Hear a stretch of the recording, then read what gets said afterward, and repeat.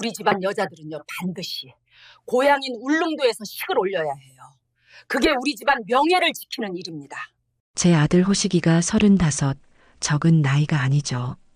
늦바람이 무섭다고 평생 여자친구 하나 없이 제 속을 썩이더니만 반년 전부터 어떤 아가씨에게 푹 빠져 정신을 못 차리더군요.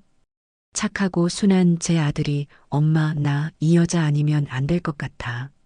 라며 수줍게 고백했을 때 저는 그래도 아들이 드디어 짝을 만났구나 싶어 기쁜 마음이 앞섰어요. 그래, 어떤 아가씨인데. 얼른 한번 데려와 보렴. 그렇게 며칠 뒤 아들이 드디어 그토록 자랑하던 양민지라는 아가씨를 집에 데리고 왔죠.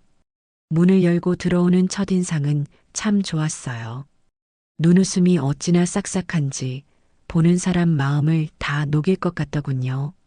손에는 또 얼마나 비싼 한우 세트를 들고 왔는지 요즘 젊은 아가씨들답지 않게 예의도 바르다고 생각했어요. 어머님 말씀 많이 들었어요. 정말 미인이시네요. 아이고 뭘. 어서 와요. 민지 씨도 참 예쁘네. 우리는 거실 소파에 마주 앉아 차를 마셨어요. 호식이는 뭐가 그리 좋은지 입이 귀에 걸려서 제 옆에 바싹 붙어 앉았죠. 민지는 조잘조잘 자기 이야기를 잘도 하더군요.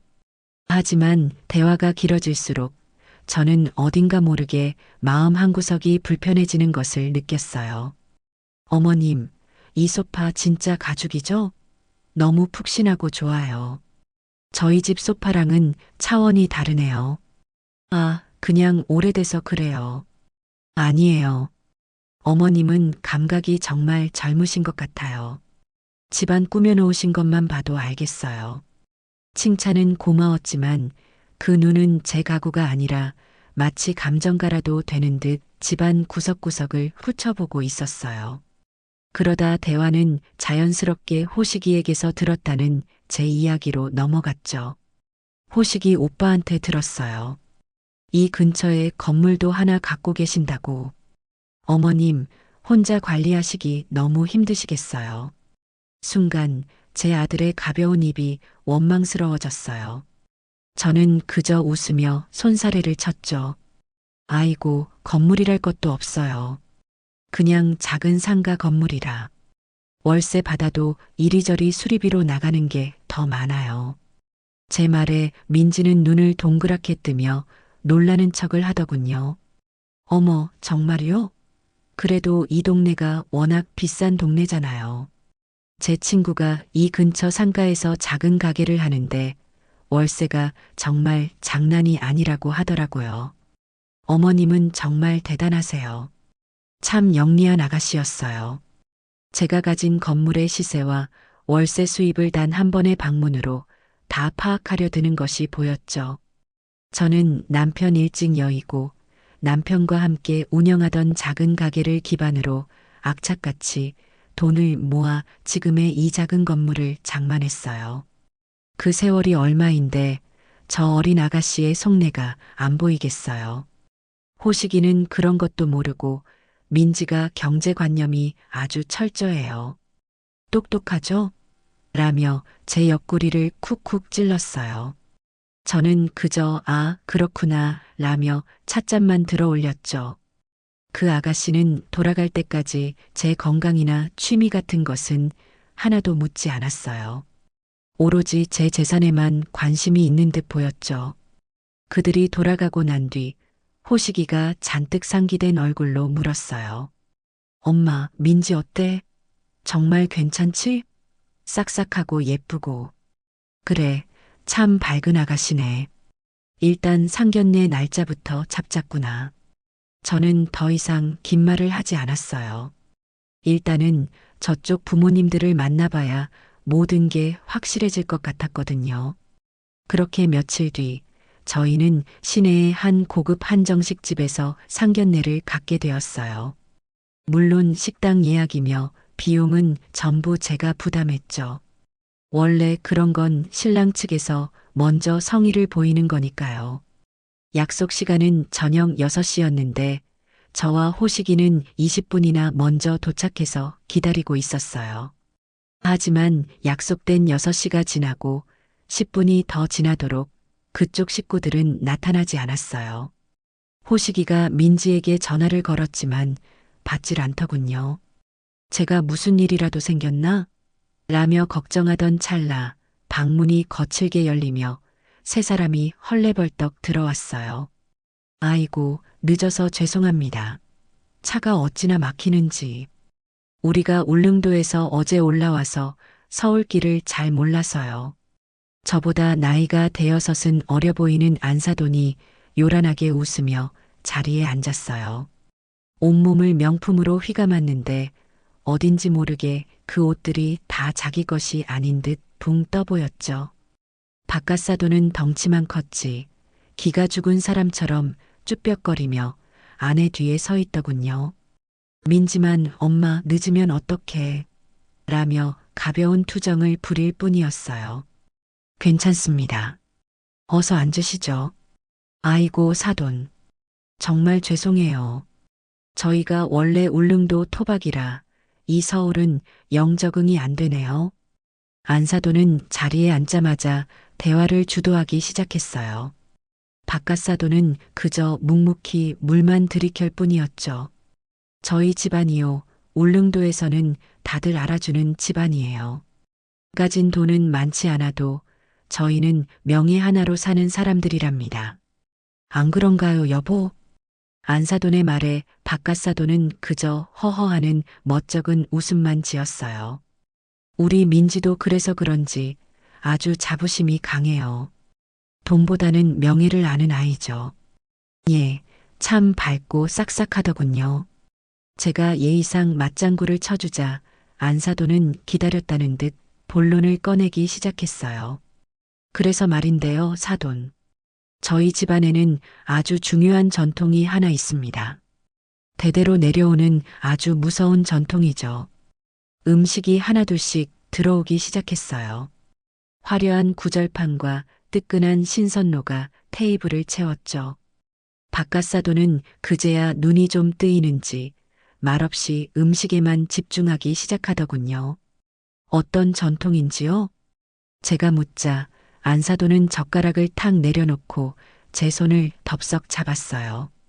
우리 집안 여자들은요, 반드시 고향인 울릉도에서 식을 올려야 해요. 그게 우리 집안 명예를 지키는 일입니다. 순간 방 안의 공기가 싸늘하게 식는 것 같았어요. 호식이가 놀라서 네, 울릉도요? 라고 되물었죠. 민지는 수줍은 척 고개를 숙이며 어머님, 제 꿈이기도 해요. 제가 태어난 고향에서 모든 분의 축복을 받으면서 결혼하는 거요. 라며 거들었어요. 저는 잠시 생각에 잠겼어요. 울릉도라. 물론 경비가 만만치 않겠지만 저들이 저렇게까지 전통과 명예를 들먹이는데 제가 무 자르듯 반대할 수도 없는 노릇이었죠. 하객분들 모시기가 쉽지 않으실 텐데. 그래도 두 사람이 원한다면. 제가 말을 끝맺기도 전에 안사돈이 제 말을 냉큼 가로챘어요. 아이고 사돈, 뭘 걱정하세요. 당연히 하객들 모시는 비용이야. 신랑 측에서 전부 책임져 주시는 게 도리 아니겠어요? 네. 저는 제 귀를 의심했어요. 안사돈은 마치 당연한 걸 묻는다는 듯이 웃으며 말을 이었어요.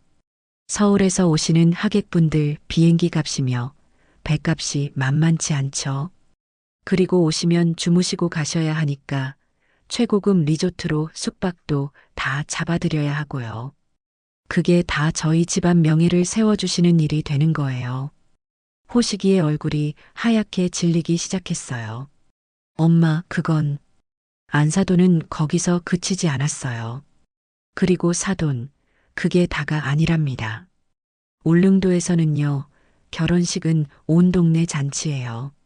저희 집안이 어떤 집안인데 그냥 조용히 치를 수 있나요? 섬 주민들 전부 모셔서 3일 내내 잔치를 열어야 해요. 그래야 우리 민지가 시집 잘 갔다고 우리 사돈 집안 체면이 서는 거 아니겠어요?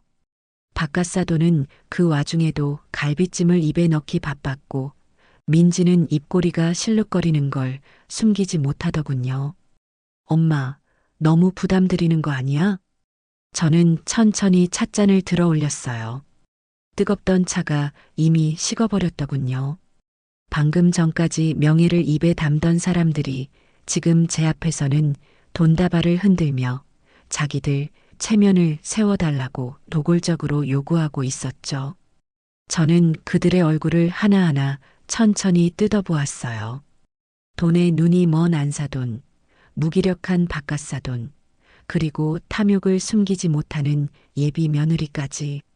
저는 찻잔을 조용히 내려놓고 그들을 향해 희미하게 웃어 보였습니다. 참 대단한 전통이네요. 제가 지금껏 들어본 그 어떤 전통보다도 아주 비싼 전통인 것 같습니다. 제 말뜻을 알아들었는지 못 알아들었는지 안사돈은 그저 그럼요. 우리 집안 전통이 이 정도랍니다. 라며 어깨를 으쓱할 뿐이었어요. 그 뻔뻔한 얼굴을 마주하며 저는 이 기막힌 상견례가 아주 긴 싸움의 시작이 될 것임을 직감했습니다. 그 요란했던 상견례가 끝나고 집으로 돌아오는 차 안에서 아들 호식이는 단 한마디도 하지 않았어요. 운전대를 잡은 아들의 굳은 얼굴을 보며 저도 입을 떼지 않았죠. 집에 도착해서 제가 먼저 씻고 나오자 아들은 여전히 거실 소파에 멍하니 앉아 있더군요. 호식아, 피곤할 텐데 너도 어서 씻으렴. 엄마, 왜 그러니? 민지 원래 저런 애 아니에요. 정말 착하고 순한 애예요. 그 말이 제 마음을 가장 아프게 찔렀어요. 제 아들은 아직도 저를 설득하고 싶어 했죠. 그래, 내 눈에는 그렇게 안 보였는데. 내 눈에는 자기들이 원하는 걸 얻어내려고 명예니, 전통이니, 그럴듯한 포장지를 가져온 사람들로 보였단다. 엄마, 어떻게 그렇게 말해요? 호식이가 버럭 소리를 질렀어요. 평생 저한테 언성 한 번 높인 적 없던 아들이었죠. 민지가 나한테 다 설명했어요. 울릉도라는 곳이 얼마나 폐쇄적이고 체면을 중시하는지. 민지네 집안이 거기서 대대로 살아온 유지인데 딸 결혼식을 서울에서 조용히 치른다고 하면 그건 그 집안 전체가 망신당하는 거래요. 특히 장인 되실 분이 그 명예를 목숨처럼 생각하신대요. 명예라. 상견례 내내 갈비찜만 뜯던 그 무기력한 얼굴이 떠올라 실소가 나왔지만 저는 꾹 참았어요. 지금 아들에게 사실을 말해봤자 아들은 민지의 편에 서서 저와 맞설 게 뻔했거든요. 그래서 그 명예를 지키는 비용이 수억 원이라는 거니? 호식아, 너는 그 돈이 우리 집에 있다고 생각해서 민지 편을 드는 거야? 아니면 정말 그게 명예라고 생각해서 편을 드는 거야?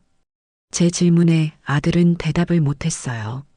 엄마가 평생 모은 돈이 그 사람들 명예 세워주는데 쓰여야 할 만큼 가벼운 거니? 나는 그렇게 생각 안 하는데. 민지가 이건 다 우리 집안, 그러니까 엄마 체면을 보고 하는 거래요. 사돈댁에서 이 정도 성의도 안 보이면 나중에 엄마가 울릉도에서 무시당할 수도 있대요. 기가 막혔죠. 이제는 제 체면까지 들먹이더군요. 저를 위하는 척하며 제 돈을 쓰게 만들려는 속셈이 너무 뻔히 보였어요. 그래. 그럼 그 명예라는 게 도대체 얼마나 대단한 건지 내가 직접 한번 봐야겠다. 다음 날 아침 저는 호식이가 보는 앞에서 안사돈에게 전화를 걸었어요. 일부러 스피커폰으로 바꿔놓고 신호를 보냈죠. 어머, 사돈. 안녕하세요. 어제 잘 들어가셨어요? 아이고, 저희가 너무 무리한 부탁을 드린 건 아닌지 모르겠네요. 수화기 너머의 목소리는 어제보다 한층 더 살가워져 있었어요. 사부인, 잘 들어가셨군요. 다름이 아니라 어제 말씀하신 결혼식 건으로 의논드릴 게 있어서요. 네네, 말씀하세요. 우리 민지가 사돈 뵙고 와서 얼마나 어머님 칭찬을 하던지. 정말 교양 있으시고 기품이 넘치신다고. 감사합니다. 그래서 말인데요, 사부인. 어제 말씀하신 울릉도 결혼식 말입니다. 네. 그게 저희 집안에서 제일 중요한. 그렇게 중요하고 큰일일수록 저희도 정성을 다해야죠. 안 그렇습니까? 제 말에 안사돈이 신이 나서 대답했어요. 아이고, 그럼요. 역시 사돈은 뭘 좀 아시는 분이야. 그래서 말입니다. 그렇게 수억 원이 드는 큰 잔치를 치르려면 저희도 준비를 단단히 해야 하지 않겠어요? 제가 호식이랑 이번 주말에라도 당장 울릉도에 들어가서 사부인 말씀하신 식장이며 리조트며 제 눈으로 직접 좀 확인하고 계약을 하고 싶은데요. 사부인께서 시간 좀 내주실 수 있으신지요? 제 말이 끝나자마자 수화기 너머에서 순간 정적이 흘렀어요. 한 10초쯤 지났을까요? 안사돈의 당황한 목소리가 들려왔죠. 네. 오신다고요? 울릉도에? 네. 그렇게 큰 돈이 드는 일인데 제가 직접 보지도 않고 진행할 수는 없죠. 그게 부모된 도리 아니겠어요? 사부인께서 좋은 곳으로 다 알아봐 주셨겠지만 저도 제 눈으로 확인을 해야 마음이 놓일 것 같아서요. 아이고, 사돈. 뭘 그렇게 번거롭게 직접 오시려고요. 안사돈의 목소리가 갑자기 한 톤 높아졌어요. 울릉도가 뱃길이 얼마나 험한데요. 사돈 연세에 배 타시면 멀미나서 고생하셔요. 아이고, 안 돼요, 안 돼. 저희가 알아서 다 할게요. 저는 웃음을 참으며 말했어요. 괜찮습니다, 사부인. 제가 아직 그렇게 약하지 않아요. 그리고 제 아들 장가 보내는 일인데 그 정도 고생이야 당연히 해야죠. 마침 호식이도 주말에 시간이 된다고 하니 저희가 토요일 아침 배로 들어가겠습니다. 사부인께서 마중만 좀. 아니, 사돈, 진짜 왜 이러세요? 안사돈이 갑자기 버럭 소리를 질렀어요. 어제 상견례 자리에서의 교양 있는 모습은 온데간데 없었죠. 저희가 지금 집안일로 좀 바빠요. 바깥사돈 일도 좀 그렇고 아이고 됐어요. 그냥 저희가 다 알아서 할게요.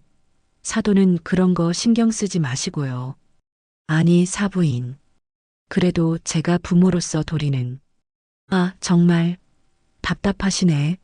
사돈. 안사돈이 제 말을 딱 끊어먹더군요. 뭘 그렇게 번거롭게 오시려고 해요. 오시면 우리가 또 대접해야 하고 피곤하잖아요, 서로. 그냥 저희가 견적서 싹 뽑아서 보내드릴게요. 그거 보시고 경비만 넉넉하게 보내주세요. 그게 서로 편하잖아요. 아셨죠? 탁! 안사돈은 제 대답도 듣지 않고 전화를 끊어버렸어요. 방 안에는 차가운 정적만 흘렀죠. 저는 말없이 스피커폰 버튼을 끄고 하얗게 질린 얼굴로 저를 쳐다보는 아들 호식이에게 물었어요. 호식아, 방금 들었지? 저게 과연 명예를 지키려는 사람의 목소리더냐? 아니면 돈이 급한 사람의 목소리더냐? 아들은 제 질문에 아무런 대답도 하지 못하고 고개만 푹 숙였습니다. 아들의 마음속에서도 그 사랑이라는 콩깍지에 조금씩 금이 가기 시작한 거겠죠. 안사돈과의 통화 이후 아들 호식이는 며칠간 말이 없었어요. 민지에게서 계속 전화가 오는 것 같았지만 호식이는 자기 방에 틀어박혀 전화를 받지 않더군요. 아마 제 아들도 머릿속이 복잡했을 거예요. 자기가 사랑하는 여자가 자기가 믿었던 전통이라는 말이 어쩌면 전부 거짓일 수도 있다는 의심이 피어오르기 시작한 거겠죠. 저는 이럴 때일수록 정확한 증거가 필요하다고 생각했어요. 아들이 스스로 그 늪에서 걸어 나올 수 있도록 제가 길을 터줘야 했죠. 저는 수첩을 뒤져 오래전 남편 사업을 도울 때 알게 된 박 사장에게 전화를 걸었어요. 박 사장은 지금은 은퇴했지만 한때 기업의 뒷조사나 리스크 관리를 전문으로 하던 아주 유능하고 입이 무거운 사람이었죠. 며칠 뒤 저는 박 사장의 조용한 사무실에서 그와 마주 앉았습니다. 회장님, 오랜만입니다. 어쩐 일로 저를 다 찾으셨어요. 박 사장은 저를 회장님이라고 불렀어요. 남편이 죽고 난 뒤에도 늘 그렇게 저를 깍듯하게 대했죠. 박 사장님, 면목 없습니다. 제가 아주 사적인 일로 부탁드릴 게 있어서요. 저는 상견례에서 있었던 일, 그리고 방금 전 안사돈과의 통화 내용까지 모든 것을 솔직하게 털어놓았어요. 울릉도 토박이라는 집안, 그들이 내세우는 명예와 전통, 그리고 그 대가로 요구하는 터무니없는 금액까지 전부 다요. 제 이야기를 듣는 내내 박 사장의 표정은 심각하게 굳어갔어요. 회장님, 이건 단순한 혼사 문제가 아닌 것 같습니다. 말씀하신 정황만 들어봐도 이건 기망의 냄새가 아주 짙게 납니다. 그래서 말입니다. 저도 확신이 필요해요. 제 아들 눈을 뜨게 해줄 확실한 증거가 필요합니다. 울릉도 양씨 집안 말씀이시죠? 네. 박갓사돈이라는 양반의 재정 상태가 어떤지, 정말 그들이 말하는 명예로운 집안이 맞는지, 그리고 그 전통이라는 게 실제하는 것인지 샅샅이 알아봐 주세요. 박 사장은 고개를 끄덕였어요. 알겠습니다, 회장님. 울릉도 현지에 저희 연이 닿는 곳이 있습니다. 시간은 일주일 정도 주십시오. 먼지 하나까지 다 털어드리겠습니다. 박 사장에게 일을 맡기고 돌아오니 마음이 조금은 놓였지만 한편으로는 불안했어요. 만약 제 예상이 맞다면 제 아들이 받게 될 상처가 너무나 클 테니까요. 그렇게 일주일을 기다리는 동안 민지와 안사돈의 공세는 더욱 거세졌어요. 이제는 전화가 아니라 호식이와 제 휴대폰으로 쉴 새 없이 문자 메시지를 퍼부어 대더군요. 민지 어머님 호식이 오빠한테 들었어요. 저희 집 때문에 속상하시다고. 저희가 너무 명예만 따졌죠? 죄송해요. 그래도 저희 아빠 체면이 걸린 일이라 너그럽게 이해해 주세요. 어머님, 근데 울릉도 결혼식장 예약금이 급하다고 자꾸 연락이 오네요. 일단 5천만 원만 먼저 보내주시면 안 될까요? 저는 그 문자에 실소를 터뜨렸어요. 죄송하다는 말 뒤에 결국 돈 이야기가 붙어 있었죠. 저는 그 문자에 답장하지 않았어요. 그러자 이번에는 안사돈에게서 문자가 왔죠. 사돈, 바빠서 전화 못했네요. 근데 식장 예약금이 급하다고 자꾸 보채네요. 애들 결혼식 망칠 일 있어요? 사돈이 지금 저 못 믿으시는 거예요? 지금 우리 명예를 의심하시는 거예요? 정말 서운하네요. 일단 5천만 원만 먼저 좀 보내주세요. 급한 불부터 꺼야죠. 협박과 회유를 교묘하게 섞은 문자였어요. 저는 이 문자에 짧게 답장을 보냈죠. 나 사부인, 계약서도 없이 5천만 원이라는 큰 돈을 어떻게 보냅니까? 제가 곧 울릉도에 들어가서 제 눈으로 식장을 확인하고 그 자리에서 직접 지불하겠습니다. 그게 순리입니다.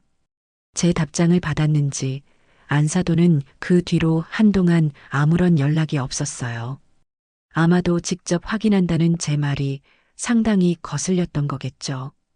그리고 정확히 일주일 뒤 박 사장에게서 연락이 왔어요.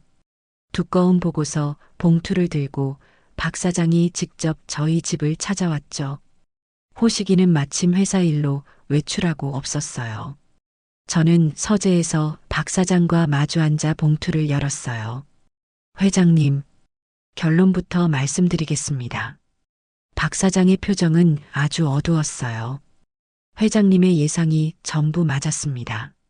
아니, 그보다 훨씬 더 심각합니다. 저는 마른 침을 삼키며 보고서의 첫 장을 넘겼어요. 1. 박갓사돈 양만철 재정 상태. 그는 10년 전까지만 해도 울릉도에서 꽤 큰 오징어잡이 배를 운영했던 것이 맞더군요. 하지만 거기까지였어요.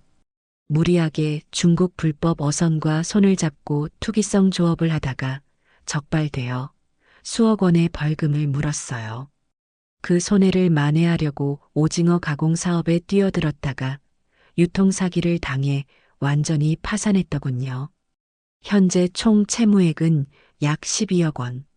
울릉도에 있는 집과 배는 이미 오래전에 경매로 넘어가기 직전이고 지금은 사채까지 끌어다 쓴 상태였어요. 그는 유지가 아니라 울릉도에서 소문난 채무자였습니다. 이 집안 평판 및 명예. 박 사장이 현지 주민들을 탐문한 결과는 더 기가 막혔어요. 명예는커녕 망신의 대명사더군요. 동네 사람들 증언이 적나라하게 적혀 있었어요. 그 집안요? 빚 받으러 오는 사람들만 줄을 섰지. 허풍만 세고 속은 텅텅 비었어. 안 사돈 되는 그 여자? 읍내 찻집에서 커피 한 잔 마시고도 외상 달아놓고 안 갚는 사람이야. 그 딸, 아주 어릴 때부터 속이 능구렁이었지.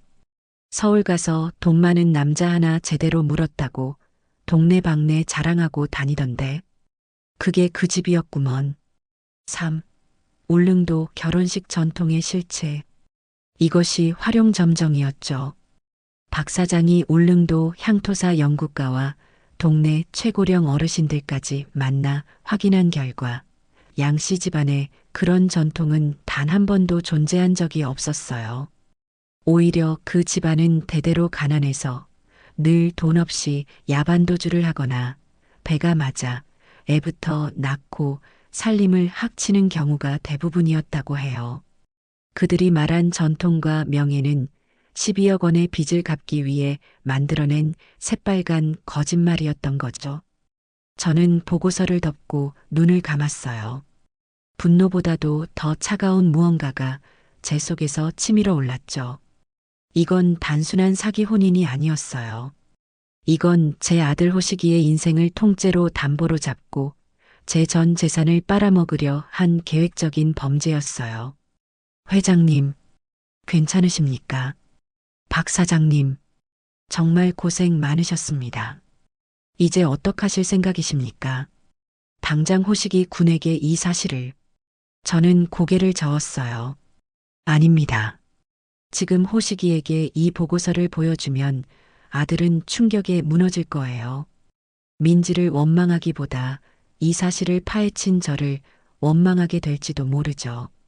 저는 이 증거를 쓸 결정적인 순간을 기다려야 했어요. 아들 호식이 스스로 민지의 본 모습을 깨닫고 제게 도움을 요청할 바로 그 순간 말이에요. 박 사장님, 이 보고서는 제가 잘 가지고 있겠습니다. 그리고 한 가지만 더 준비해 주십시오. 저는 박 사장에게 제 두 번째 계획을 조용히 속삭였어요. 그들은 돈을 원했죠. 그렇다면 저는 그들이 원하는 돈으로 절대 빠져나올 수 없는 완벽한 덫을 놓을 생각이었습니다. 보고서를 받고 며칠 뒤 그동안 잠잠했던 민지에게서 연락이 왔어요.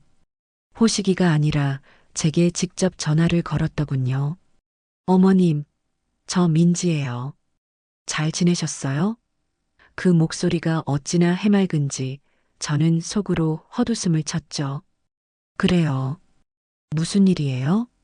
다름이 아니라 제가 어머님이랑 단둘이 식사 한번 하고 싶어서요.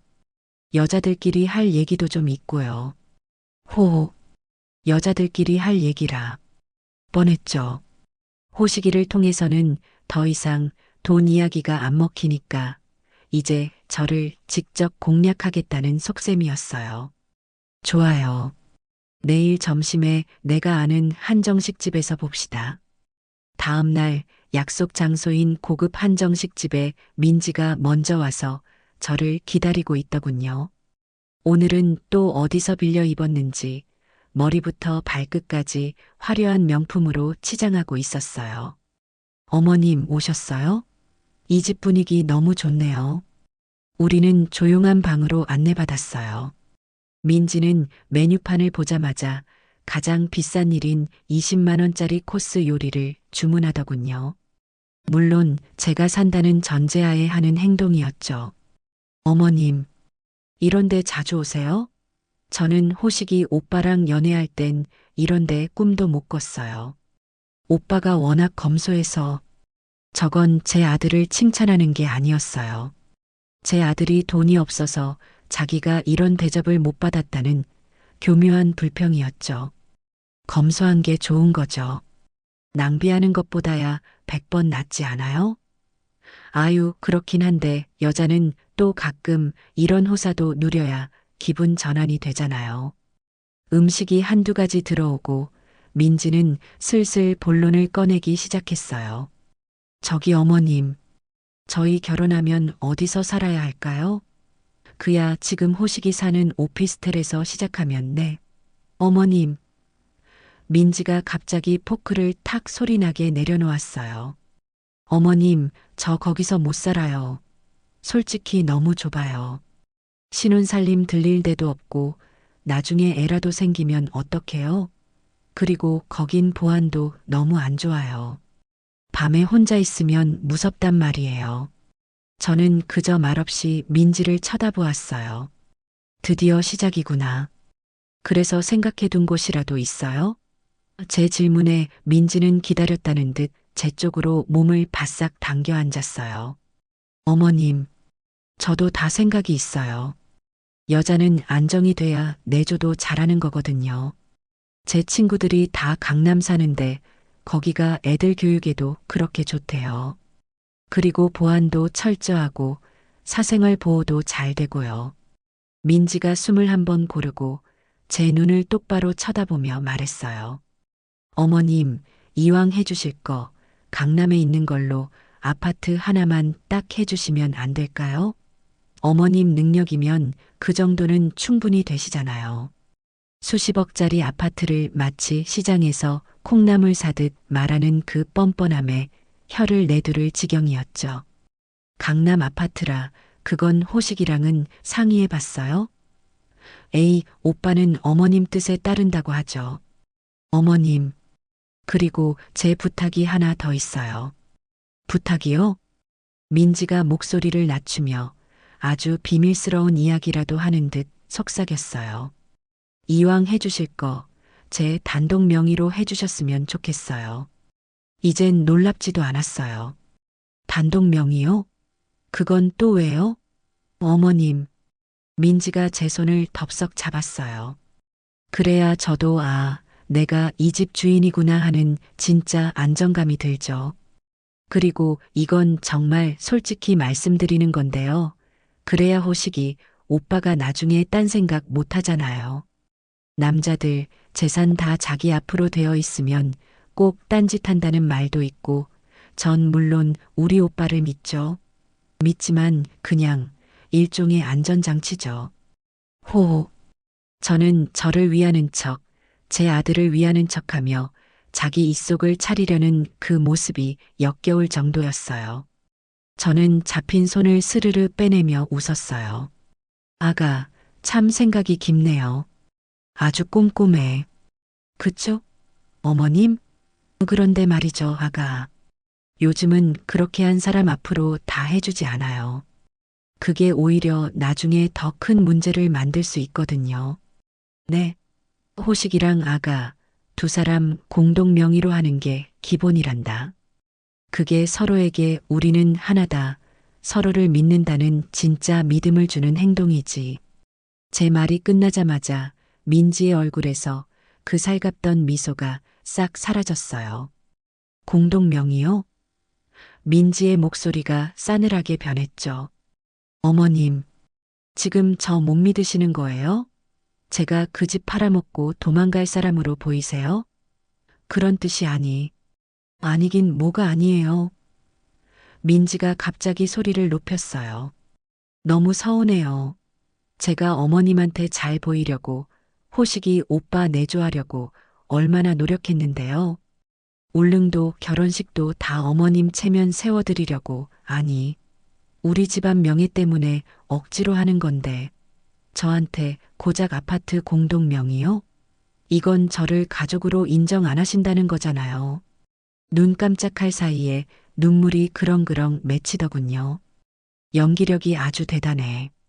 민지는 핸드백을 거칠게 집어들고 자리에서 일어났어요. 저, 이 결혼 못하겠어요. 아니, 안 해요.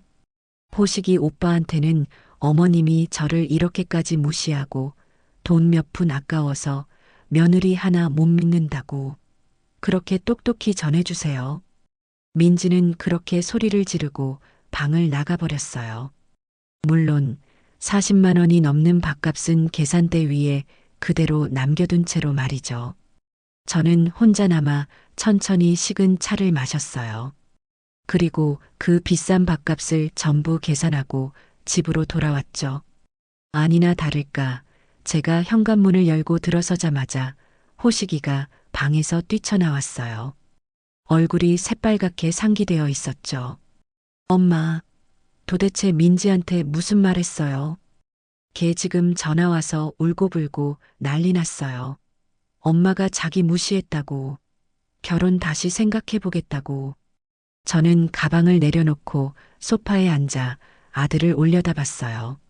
내가 한 말은 딱 한 가지뿐이었단다.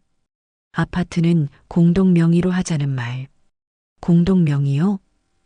호식이가 기가 막힌다는 듯이 되물었어요. 아니, 엄마. 지금 그게 문제예요? 민지가 얼마나 상처받았는지 몰라요? 걔가 바라는 건 그냥 믿음이었대요. 엄마가 자기를 진짜 가족으로 믿어준다는 증표. 근데 엄마가 그걸 매정하게 거절했잖아요. 저는 제 아들이 이렇게까지 어리석다는 사실에 화가 나기보다 슬퍼졌어요. 호시가, 그럼 너는 믿음을 수십억짜리 강남 아파트 단독 명의로 증명해야 한다고 생각하니? 그게 정말 민지가 말하는 사랑이고 믿음이니? 그럼 엄마는? 호식이가 저에게 처음으로 소리를 질렀어요. 엄마는 지금 민지를 사기꾼으로 보는 거잖아요. 처음부터 끝까지 돈 보고 나 만난다고 생각하는 거잖아요. 나는 그렇게 말한 적 없다. 제가 차갑게 말했어요. 하지만 너는 지금 그렇게 느끼고 있구나. 호시가, 너는 지금 화가 난 게 아니야. 너는 지금 무서운 거지. 너가 사랑하는 여자가 정말 엄마 말대로 그런 사람일까봐 무서운 거 아니니? 제 말이 아들의 아픈 곳을 찔렀나 봐요. 몰라요. 나는 모르겠어요. 엄마가 민지한테 사과하세요. 엄마가 잘못했다고 단독명예 해주겠다고 말씀하세요. 안 그러면 우리 정말 끝장이에요. 호식이는 제게 최후 통첩 같은 말을 내뱉고는 자기 방으로 들어가 문을 쾅 닫아버렸어요. 저는 텅 빈 거실에 혼자 남았습니다. 아들이 닫은 저 문이 마치 저와 아들 사이를 가로막는 벽처럼 느껴졌죠. 아들의 목소리는 분노로 떨리고 있었지만 그 끝에는 두려움이 가득했어요. 자기가 믿었던 사랑이 전부 거짓일지도 모른다는 그 공포 말이에요. 그래, 이제 때가 되었구나. 저는 자리에서 일어났어요. 아들이 제 방으로 피신했으니 이제는 제가 움직일 차례였죠. 제 아들을 그 늪에서 건져내기 위한 마지막 덫을 놓을 시간이었습니다.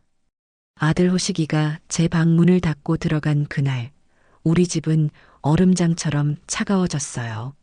아들은 방에서 나오지 않았고, 저도 아들을 부르지 않았죠. 아마 그 아이도 자기 방 안에서 수천 번, 수만 번을 되뇌고 있었을 거예요. 자기가 사랑하는 여자가 정말 자기가 알던 그 사람이 맞는지, 아니면 제 말이 맞는지 혼란스러웠겠죠. 사랑이라는 게 참 무서워요. 똑똑하던 제 아들을 저렇게 판단력 없는 사람으로 만들었으니까요. 저는 그저 기다렸습니다. 민지라는 그 아가씨가, 그리고 그 뒤에 있는 안사돈이 다음 수를 둘 때까지 말이죠. 아니나 다를까 이틀이 채 지나지 않아 제 휴대폰이 울렸어요.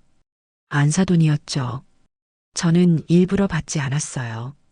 신호가 끊어지고 다시 울리고 또 끊어지고 세 번째 전화가 울렸을 때 저는 거실 소파에 앉아 천천히 통화 버튼을 눌렀습니다. 여보세요. 아이고, 사돈. 왜 이렇게 전화를 안 받으세요? 제가 얼마나 걱정했는지 아세요? 목소리에는 걱정이 아니라 짜증이 가득 묻어 있었어요. 무슨 일로 그러십니까, 사부인?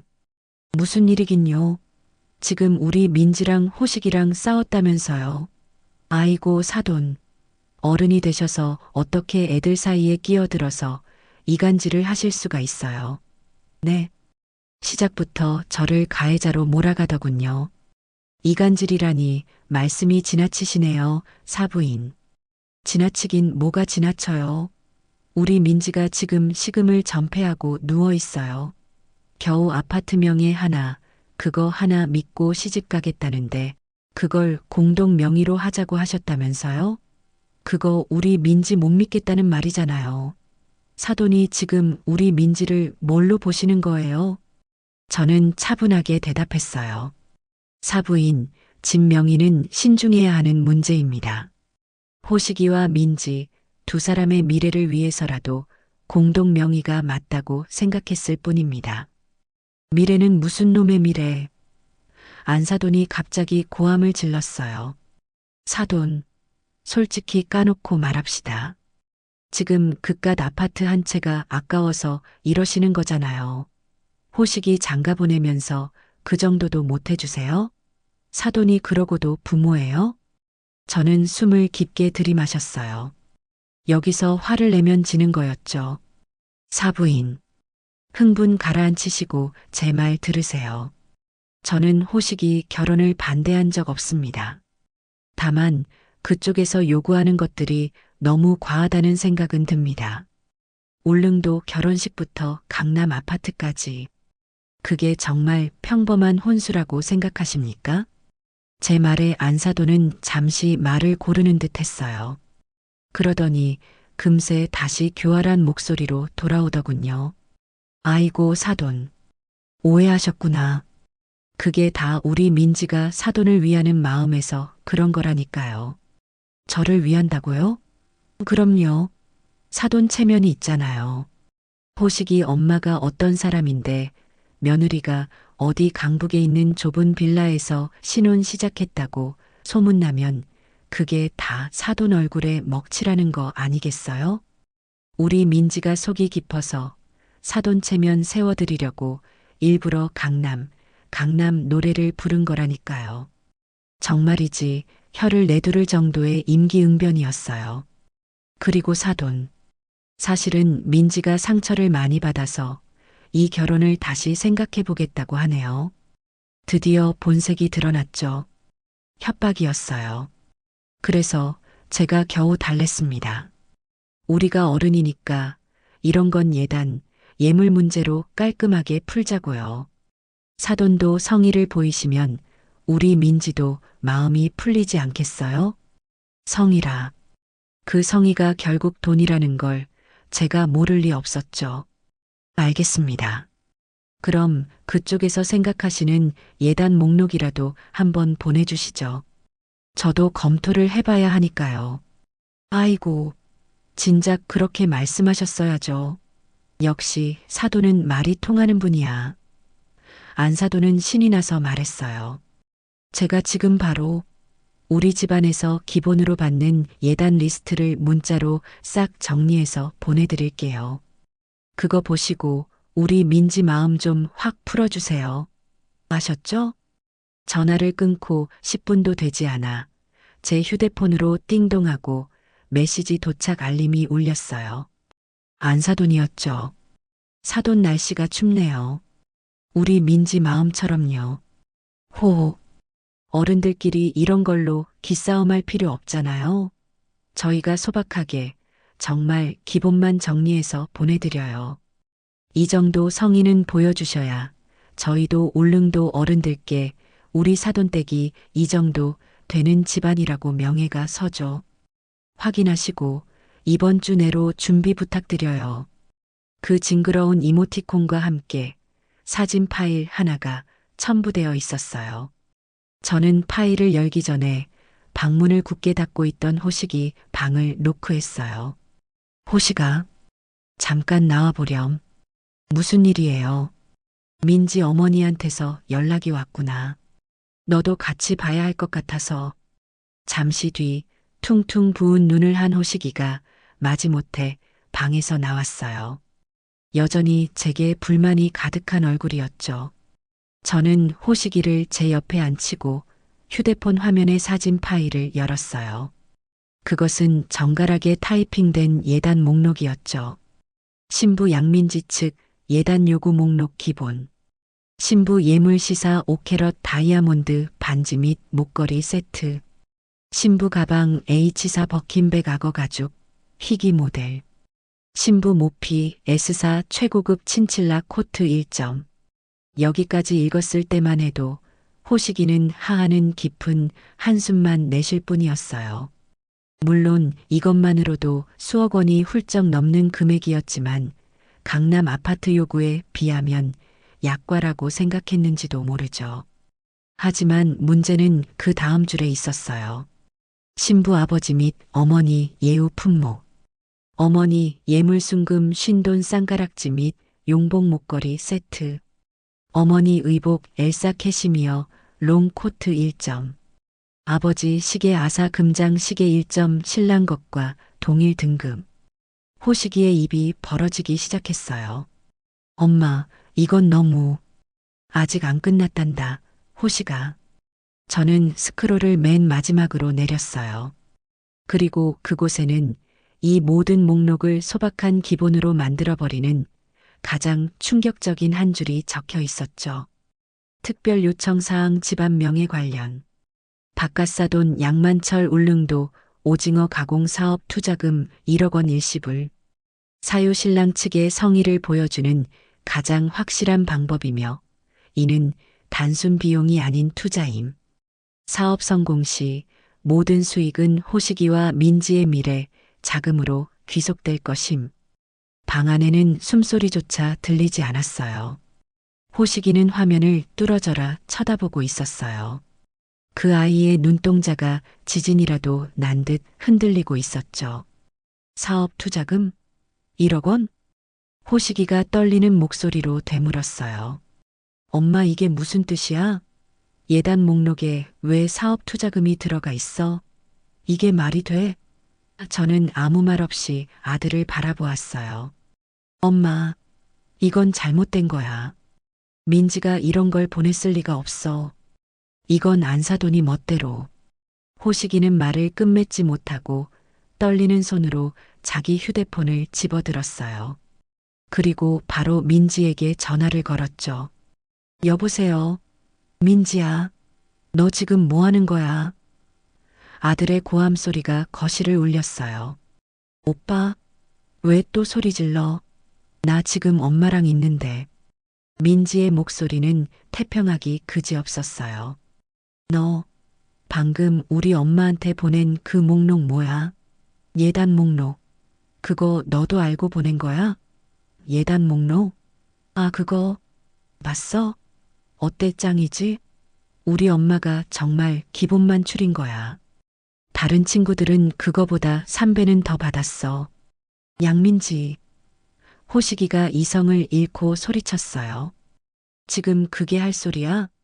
다른 게 문제가 아니잖아. 마지막에 그 1억 원. 사업 투자금. 그게 도대체 뭐야? 그 순간 수화기 너머의 민지 목소리가 싸늘하게 변했어요. 아, 그거 우리 아빠 사업 자금인데. 왜? 그게 지금 예단 목록에 들어갈 돈이냐고. 오빠 정말 답답하게 왜 이래. 민지도 지지 않고 소리를 질렀어요. 그거 그냥 달라는 거야? 투자잖아, 투자. 우리 아빠 사업이 어떤 사업인 줄 알아? 그게 다 나중에 오빠랑 나랑 잘 먹고 잘 살자고 하는 일이잖아. 그게 무슨 오빠, 솔직히 말해봐. 지금 버는 월급으로 언제 강남에 집 사고, 언제 내 명품 가방 사줄 건데? 오빠가 능력이 없으니까 우리 아빠가 대신 돈 벌어주겠다는데 그게 그렇게 불만이야? 뭐, 나 능력이 없어? 호식이가 받은 충격은 이루 말할 수 없었을 거예요. 그래, 오빠는 그게 문제야. 비전이 없어, 비전이. 우리 엄마가 그랬어. 어머님은 건물주라 돈이 썩어 넘치는데 아들내미는 왜 저렇게 배포가 작냐고. 1억 원이 그렇게 큰 돈이야? 어머님한테는 푼돈이잖아. 너 지금 우리 엄마 돈을 네 돈처럼 말하는 거야? 그럼 결혼하면 그 돈이 내 돈이지. 누구 돈이야? 오빠, 정말 쪼잔하게 이럴 거야? 이 정도 성의도 못 보여주면 우리 결혼 다시 생각해 봐야겠어. 이런 푼돈에 벌벌 떠는 집안이랑은 명예가 안 서서 결혼 못 하겠다. 탁! 민지는 제 할 말만 쏟아내고 전화를 끊어버렸어요. 호식이는 휴대폰을 든 채로 그 자리에 얼어붙었어요. 아들의 손이 부들부들 떨리고 있었어요. 엄마, 내가 뭘 잘못한 거지? 아들의 눈에서 눈물이 툭 하고 떨어졌어요. 나는 그냥 민지를 사랑했는데, 민지가 행복하길 바랐는데, 민지가 나를 능력이 없대요. 우리 집을 푼돈에 벌벌 떠는 집안이래요. 아들은 소파에 주저앉아 얼굴을 감싸쥐었어요. 어른이 된 후 제 앞에서 처음 보이는 눈물이었죠. 그 눈물은 분노도 슬픔도 아니었어요. 그건 배신감이었죠. 자기가 믿었던 모든 것이 무너져 내리는 소리였습니다. 저는 조용히 아들 옆에 앉아 그 작은 등을 토닥여 주었어요. 호시가, 이제 알겠니? 네. 이제 엄마 말이 무슨 뜻이었는지 알겠어? 네. 아들은 한참을 울었어요. 저는 그저 아들이 그 감정을 다 쏟아낼 때까지 기다려 주었죠. 엄마나 어떡해요? 나게를 아직 좋아하는데. 근데 무서워요, 걔가. 걔네 집안이 너무 무서워요. 저는 아들의 어깨를 감싸 안았어요. 걱정 마라, 아들아. 이제부터는 엄마가 나설 차례니까. 제 아들을 구하기 위해서, 그리고 저 뻔뻔한 자들에게 명예의 진짜 대가가 무엇인지 알려주기 위해서 저는 준비해둔 다음 단계로 넘어가야 했습니다. 아들 호식이는 그날 밤 꼬박 밤을 새웠어요. 방에서 민지와 통화하는 소리, 언성을 높이는 소리, 그리고 마지막에는 흐느끼는 소리까지 모두 들렸죠. 하지만 저는 들어가지 않았어요. 그건 제 아들이 스스로 끊어내야 할 감정의 끈이었으니까요. 다음 날 아침, 눈이 퉁퉁 부은 아들이 제 앞에 와서 무릎을 꿇었어요. 엄마, 제가 다 잘못했어요. 일어나렴. 무릎은 꿇으라고 있는 게 아니야. 제가 너무 어리석었어요. 엄마 말은 듣지도 않고 사랑에 눈이 멀어서 엄마한테 정말 죄송해요. 됐다. 이제라도 알았으면 된 거야. 호식이는 고개를 들지 못했어요. 엄마, 그런데 저 사람들 어떡하죠? 이대로 결혼 못하겠다고 하면 저 사람들이 우리 집 찾아와서 난리 칠 것 같아요. 민지가 어제 전화로 그랬어요. 이대로 끝나면 세상 끝까지 쫓아가서 망신 줄 거라고. 저는 쓴웃음을 지었어요. 이제야 본색을 제대로 드러내는구나. 호시가, 걱정 마라. 엄마한테 다 생각이 있다. 무슨 생각이요? 저 사람들은 돈 때문에 우리에게 접근했어. 그렇지? 네. 그럼 우리는 그들이 원하는 돈으로 그들을 완벽하게 무너뜨릴 거다. 호식이가 놀라서 저를 쳐다봤어요. 그게 무슨 말씀이세요, 엄마? 일어나렴. 그리고 잘 들어. 이제부터 너도 연기를 좀 해야겠다. 엄마를 도와줘야겠어. 저는 그날 오후 안사돈에게 전화를 걸었어요. 호식이도 제 옆에서 스피커폰으로 그 통화를 함께 들었죠. 여보세요, 사부인. 아이고, 사돈. 연락 주셨네요. 목록은 잘 보셨어요? 우리 민지가 아직도 화가. 사부인. 제가 안사돈의 말을 단호하게 끊었어요. 제가 졌습니다. 네. 뭐라고요? 제가 졌다고요. 아들 이기는 부모 없다는 말 하나 틀린 거 없네요. 우리 호식이가 저 때문에 식음을 전폐하고 죽겠다는데 제가 별 수 있겠어요? 수화기 너머로 안사돈이 숨을 꿀꺽 삼키는 소리가 들렸어요. 저 그럼 사돈? 네. 사부인 뜻대로 다 해드리겠습니다. 어머, 어머머, 진짜요? 사돈, 정말이에요? 안사돈의 목소리가 흥분으로 떨리기 시작했어요. 그럼 그 강남 아파트 단독명예 그것도요? 네. 민지 앞으로 깨끗하게 해주죠. 1억 투자금 그것도 물론이고요. 그리고 울릉도 결혼식, 극간명예, 제가 아주 비싼 돈 주고 사드리겠습니다. 사부인 원하시는 대로 섬이 떠나가라 잔치 한번 열어보죠. 사돈, 아이고 사돈, 제가 이럴 줄 알았어요. 역시 사돈은 통이 크시다니까. 아이고, 우리 민지가 알면 얼마나 좋아할까? 감사합니다. 정말 감사합니다. 안사돈은 거의 울먹이고 있었어요. 물론 기쁨의 눈물이겠지만요. 그런데 사부인, 조건이 있습니다. 네, 조건이요? 안사돈의 목소리에 다시 경계심이 어렸어요. 이렇게 큰 돈이 오가는 일입니다. 저도 제 아들 호식이를 지켜야 하고 사부인도 민지를 지켜야죠. 안 그렇습니까? 무슨 말씀이신지 제 변호사가 그러더군요. 요즘은 이런 큰 재산이 오갈 때 서로를 보호하기 위해서라도 법적인 문서를 남겨야 한다고요. 우리 호식이와 민지가 정식으로 부부가 된다는 전제하에 제가 이 모든 것을 증여하겠다는 일종의 계약서가 필요합니다. 계약서요? 네. 혼전 계약서라고 하더군요. 사부인, 오해는 마세요. 이건 민지를 못 믿어서가 아니에요. 오히려 그 반대죠. 제가 이것들을 다 주겠다고 법적으로 약속을 하는 거니까요. 이건 민지를 위한 안전장치예요. 제가 나중에 딴말 못하게 못을 박는 서류죠. 어때요? 제 말에 안사돈은 잠시 고민하는 듯 했어요. 계약서라는 말은 껄끄럽지만 민지를 위한 안전장치와 내가 딴말 못하게 하는 서류라는 말이 그들의 탐욕을 자극했을 거예요. 모 사돈께서 그렇게까지 하시겠다는데 저희야 좋죠.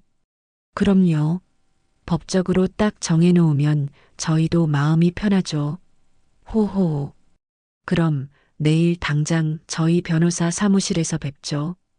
박갓사돈과 민지도 꼭 함께 나오셔야 합니다. 증여받는 당사자들이니까요. 네, 그럼요. 내일 10시에 당장 가겠습니다.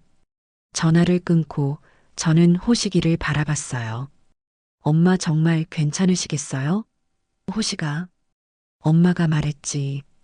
우리는 돈으로 그들을 무너뜨릴 거라고. 내일 내가 그 계약서의 증인이 되어야 한다. 다음 날 아침 저는 박 사장이 소개해준 기업 간의 분쟁과 사기 사건을 전문으로 다루는 김앤최 법률사무소의 최 변호사 사무실에 먼저 도착해 있었어요. 호식이도 긴장된 얼굴로 제 옆에 앉아 있었죠. 정확히 10시 사무실 문이 열리고 세 사람이 들어섰어요. 안사돈, 박갓사돈, 그리고 민지. 세 사람의 얼굴은 그야말로 승리자의 표정이었어요. 안사돈은 이미 사모님이라도 된 듯 최고급 모피를 걸치고 있었고, 민지는 제게 90도로 인사를 하며 어머님, 어제 제 말실수는 용서해 주세요. 제가 너무 속상해서라며 가식적인 미소를 지었죠. 박갓사돈은 여전히 말없이 뒤에 서 있었고요. 앉으시죠. 최 변호사가 차갑게 말했어요. 저는 고영자 여사님의 법률 대리인을 맡은 최철중 변호사입니다. 오늘 작성할 혼전 계약서에 대해 설명해 드리겠습니다. 최 변호사는 준비한 서류를 그들 앞에 한 부씩 나눠주었어요. 본 계약서는 고영자 여사님께서 아들 김호식 군과 양민지 양의 혼인을 전제로 신부 양민지 양에게 다음과 같은 재산을 증여할 것을 약속하는 법적 문서입니다. 안사돈과 민지는 서류를 받아들고는 다른 내용은 읽지도 않고 증여 목록 항목에만 시선을 고정시켰어요. 증여 재산 목록. 서울시 강남구 아파트 한 채 105제곱미터. 현 시세 30억 원. 명예 양민지 단독. 울릉도 결혼식 관련 제반 비용 일체 하객 운송비, 숙박비, 피로연 비용 등 약 5억 원 추산. 바깥사돈 양만철 사업 투자금 명목 1억 원 일시불. 어머 세상에. 민지는 입을 틀어막았고 안사돈은 두 손을 모아쥐며 감격한 표정을 지었어요. 자, 그럼 계약서의 주요 조항들을 설명해 드리겠습니다. 최 변호사가 안경을 고쳤으며 말했어요. 다른 내용은 일반적인 증여 계약과 동일합니다. 다만 가장 중요한 것은 제오조 계약의 해제 및 위약벌 조항입니다. 네, 위약 뭐요? 안사돈이 그제야 목록에서 눈을 뗐어요. 위약벌 조항입니다. 쉽게 말해 약속을 어겼을 때의 벌칙 조항이죠. 최 변호사가 5조 1항을 짚었어요. 제5조 1항. 본 계약은 두 사람의 법적 혼인 신고가 완료되는 시점에 효력이 발생합니다. 만약 두 사람의 중대한 귀책 사유로 인해 파혼에 이를 경우 본 계약은 즉시 무효가 됩니다. 안사돈이 웃으며 말했어요. 아이고, 당연하죠. 우리 민지가 무슨 잘못을 하겠어요? 호호. 최 변호사는 안사돈의 말을 무시하고 다음 조항을 읽어내려갔어요. 그리고 제5조 2항입니다. 잘 들으십시오. 만약 본 혼인이 신부 측양 민지, 안사돈, 바깥사돈 포함의 적극적인 기망행위, 즉 사기 또는 재산상의 이득을 취하기 위한 부당한 요구가 발각되어 파혼에 이르게 될 경우 신부 측은 본 계약의 효력 무효는 물론 신랑 측 고영자의 입은 정신적, 물질적 피해에 대한 보상으로. 최 변호사가 잠시 멈추고 그들의 눈을 똑바로 쳐다봤어요. 본 계약서 증여 재산 목록에 명시된 총 금액 36억 원 상당의 10배에 해당하는 금액을 위약벌로서 신랑 측에 배상하여야 한다. 네, 10배요? 민지의 얼굴이 하얘졌어요. 36억의 10배?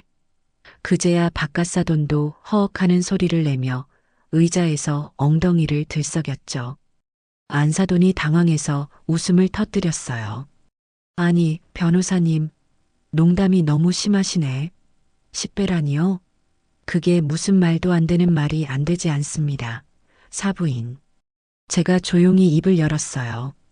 이건 제 전 재산이나 다름없는 돈입니다. 그만한 돈을 거는 저에게도 이 정도의 안전장치는 있어야 공평한 것 아니겠어요? 그리고 저는 결정적인 한마디를 덧붙였죠.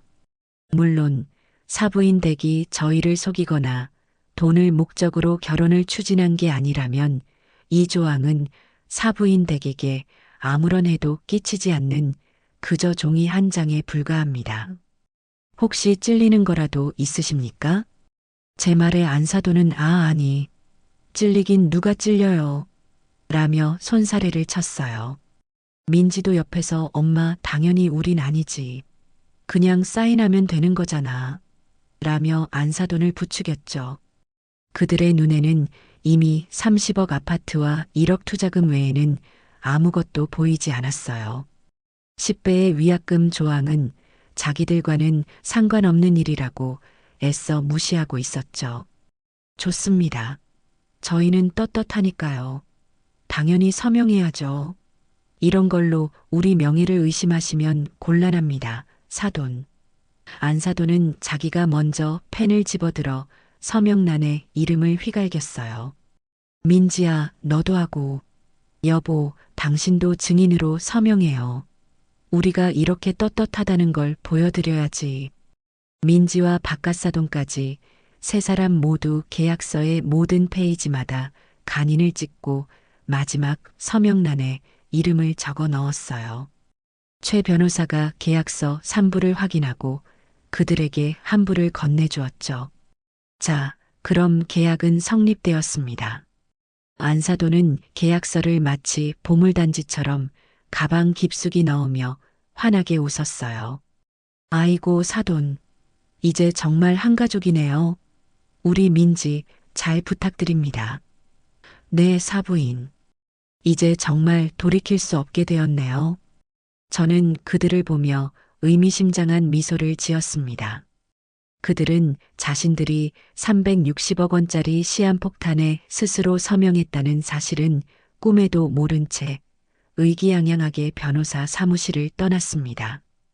계약서의 서명이 끝나자마자 안사돈의 태도는 180도 달라졌어요.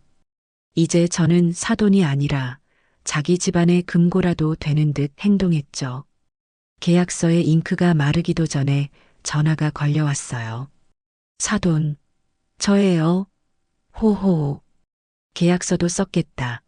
이제 정말 한시름 났네요. 그러시군요. 저도 그렇습니다. 그래서 말인데요, 사돈. 그 계약서에 있던 바깥사돈 사업 투자금 1억 원 말이에요. 네. 그건 결혼식 날짜에 맞춰서 아이고, 사돈. 답답하시긴. 안사돈이 제 말을 또 끊었어요. 사업이라는 게 타이밍이 생명이잖아요. 결혼식까지 기다리다가는 기계 들여올 거 다 놓친단 말이에요. 지금 당장 돈이 급해요. 계약서도 썼는데 설마 그거 하나 못 믿으시고 안 주실 건 아니죠? 올 것이 왔구나. 저는 이 순간을 기다리고 있었어요. 사부인. 그건 계약 위반입니다. 혼인 신고 후에 지급하기로 하니. 사돈. 진짜 융통성 없으시네. 그럼 결혼을 당장 다음 주로 앞당기든가요? 우리가 사돈을 속일 사람들이에요? 우리가 서명까지 했잖아요. 저는 잠시 침묵하다가 아주 관대한 목소리로 말했어요. 알겠습니다, 사부인. 그렇게 급하시다면야 제가 예외를 적용해 드려야죠. 어머, 진짜요? 사돈. 네. 하지만 조건이 있습니다. 1억 원이라는 큰 돈을 그냥 계좌로 싸드릴 수는 없어요. 저도 투자를 하는 입장인데 바깥사돈의 사업 계획이라도 직접 들어보고 현장도 좀 둘러봐야 하지 않겠어요? 제 말에 안사돈은 잠시 주춤했어요. 또 현장 답사 타령이냐 하는 표정이 눈에 선했죠. 그래서 말입니다. 어차피 울릉도 결혼식장도 최종 점검해야 하잖아요.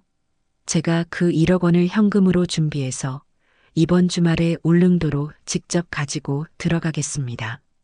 현장에서 바깥사돈 말씀도 들어보고 식장도 마지막으로 점검하고 그 자리에서 제가 돈을 시원하게 건네드리죠. 어때요? 현금 1억 원을 직접 가지고 온다는 말에 안사돈의 목소리가 흥분으로 떨리기 시작했어요. 네. 현금으로요? 어머, 사돈. 뭘 그렇게까지 제 성의입니다. 직접 얼굴 보고 드려야 제 마음도 편하죠. 아이고, 사돈. 감사합니다. 그럼요, 오셔야죠. 오셔서 저희 사업 현장도 보셔야죠. 그럼 이번 주말에 오시는 거죠? 제가 울릉도 최고급 리조트로 싹 다 준비해 놓겠습니다. 배편도 제일 좋은 걸로요. 그렇게 해주시죠. 저하고 호식이 그리고 제 개인 자금을 관리해주는 비서가 한 명 따라갈 겁니다. 투자 관련 서류 처리를 도와줄 사람이라서요. 네네. 몇 분이 오시든 저희가 여왕님처럼 모시겠습니다.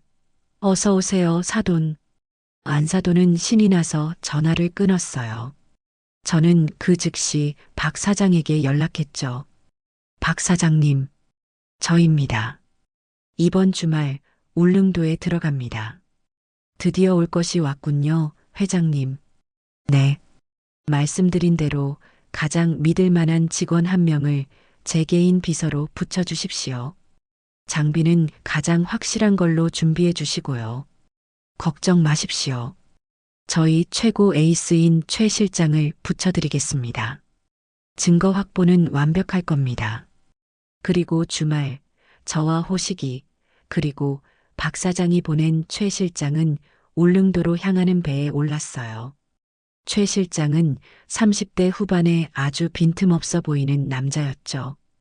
그의 가방 안에는 1억 원의 현금과 함께 최첨단 녹음 장비가 들어 있었어요. 배가 울릉도에 가까워질수록 호식이의 얼굴은 창백해졌어요. 엄마, 저 속이 안 좋아요. 멀미 때문이 아닌 것 같아요. 호식아, 정신 똑바로 차려라.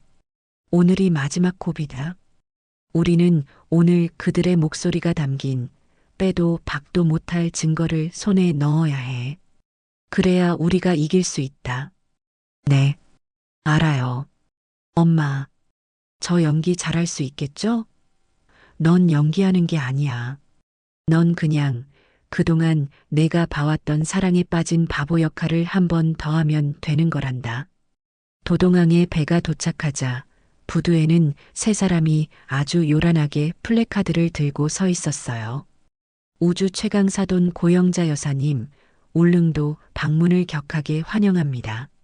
안사돈과 민지는 저와 호식이에게 달려와 꽃목걸이를 걸어주며 호들갑을 떨었고, 박가사돈은 최 실장의 손에 들린 묵직한 가방에서 눈을 떼지 못하더군요. 아이고 사돈, 오시느라 고생 많으셨어요. 엄마, 오빠, 이쪽으로 와요. 최고급 리조트, 제일 좋은 방으로 잡아놨어요. 그들이 예약한 리조트는 울릉도에서 가장 비싸다는 해안 절벽 위의 풀빌라였어요. 물론 이 비용도 나중에 다 저에게 청구할 생각이었겠죠. 안사돈은 일부러 저와 호식이를 가장 전망 좋은 프레지덴셜 스위트에 묵게 하고 자기들 가족은 바로 그 옆방인 로열 스위트에 묵었어요. 최 실장은 저희 스위트룸의 작은 서브룸에 짐을 풀었죠. 사돈, 잠시 쉬고 계세요. 저녁에 저희가 성대한 만찬을 대접할게요. 세 사람이 자기들 방으로 돌아가자마자 최 실장이 움직이기 시작했어요. 회장님, 아드님, 지금부터입니다. 최 실장은 가방에서 전문가용 청진기처럼 생긴 장비를 꺼냈어요. 그리고 저희 스위트룸과 그들의 로열 스위트룸이 맞닿아 있는 벽으로 다가갔죠. 이 리조트는 방음이 잘 되어 있는 편입니다만 이 장비는 벽을 투과하는 미세한 진동을 잡아내서 음성으로 변환시킵니다. 지금부터 저쪽 방에서 하는 모든 대화가 녹음될 겁니다. 최 실장이 헤드셋을 끼고 장비를 벽에 밀착시키자 스피커를 통해 옆방의 소리가 선명하게 들리기 시작했어요. 키키키, 엄마, 저 플래카드 너무 촌스러운 거 아니야? 우주 최강이 뭐야? 민지의 목소리였죠. 시끄러. 정성이 중요한 거지. 그나저나 그 최 실장이라는 놈이 들고 온 가방 그거 진짜 1억 맞겠지? 안사돈의 목소리였어요. 맞을 거야. 내가 아까 슬쩍 만져봤는데 묵직하더만. 허허, 박가사돈이었죠.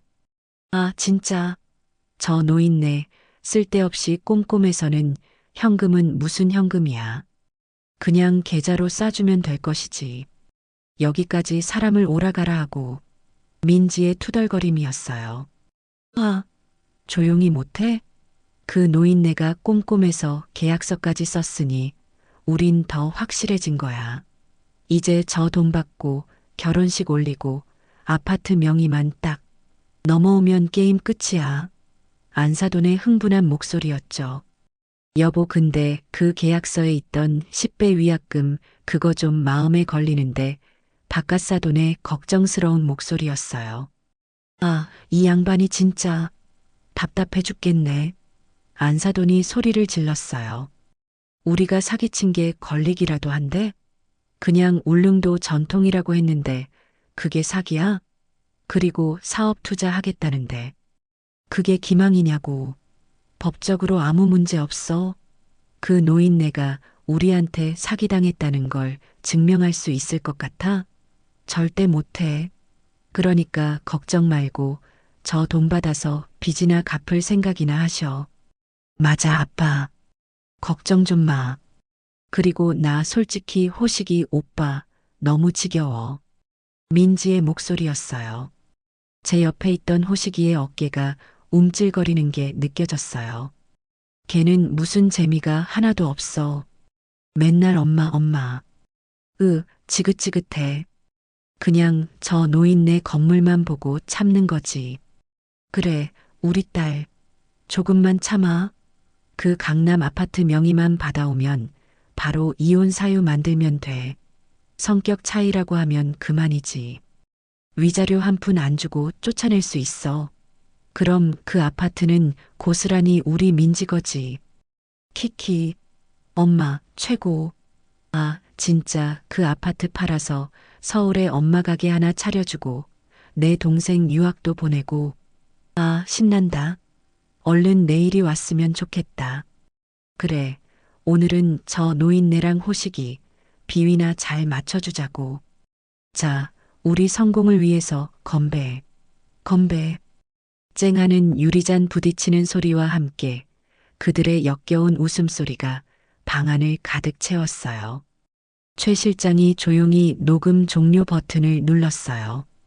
회장님, 증거 완벽하게 확보되었습니다. 저는 말없이 호식이의 얼굴을 바라봤어요. 아들의 얼굴은 이상하게도 평온해 보였어요. 눈물도 분노도 없었죠. 모든 감정이 다 빠져나간 사람처럼 아주 차갑고 아주 단단한 얼굴이었습니다. 엄마, 호식이가 저를 불렀어요. 네, 아들. 저녁 먹으러 가야죠. 아들이 자리에서 일어났어요. 저 사람들이 차린 성대한 만찬. 아주 맛있게 먹어줘야죠. 그리고 내일 서울로 돌아가요. 이 지긋지긋한 연극 끝내야죠. 저는 조용히 고개를 끄덕였습니다. 이제 모든 준비는 끝났습니다.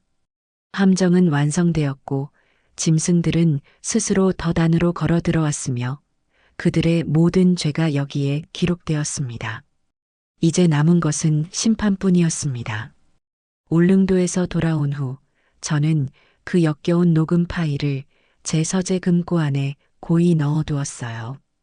그날 저녁 성대하게 차려진 만찬 자리에서 저와 호식이는 아무 일 없다는 듯이 행동했죠.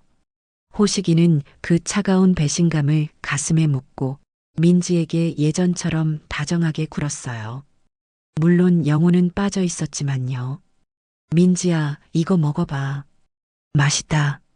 민지는 그런 호식이의 모습에 자기가 완전히 승리했다고 확신하는 듯 보였죠. 안사돈과 바깥사돈은 1억 원이 곧 손에 들어온다는 생각에 제게 연신 아부를 떨어대더군요. 사돈, 역시 사돈은 대범하셔. 우리 민지가 복이 많아. 그 가식적인 모습들을 보며 저는 속으로만 냉소를 삼켰습니다.